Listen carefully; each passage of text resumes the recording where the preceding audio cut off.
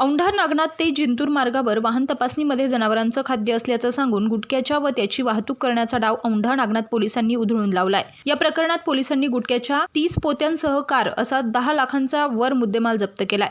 या प्रकरणी दोघांवर गुन्हा दाखल करण्यात आलाय। औंढा नागनाथ ते जिंतूर मार्गावर जिंतूरकडून एका कारमध्ये गुटख्याची वाहतूक केली जात होती।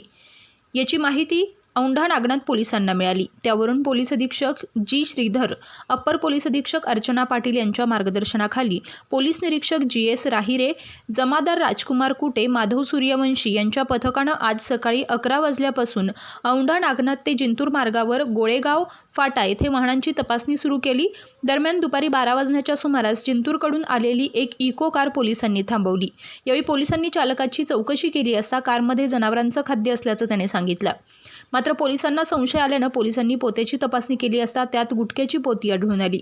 पोलिसांनी राजनिवास गुटख्याची 30 होते व कार असा 10 लाखांच्या वर मुद्देमाल जप्त केलाय।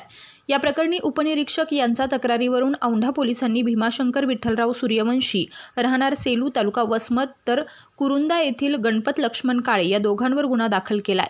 हा गुटखा जिंतूर येथून कोणाकडे विक्रीसाठी नेला जात होता याची चौकशी पोलिसांनी सुरू केली आहे। त्यामुळे गुटखा विक्रीचे रॅकेट उघडकीस येण्याची शक्यता पोलिसांनी व्यक्त केली आहे।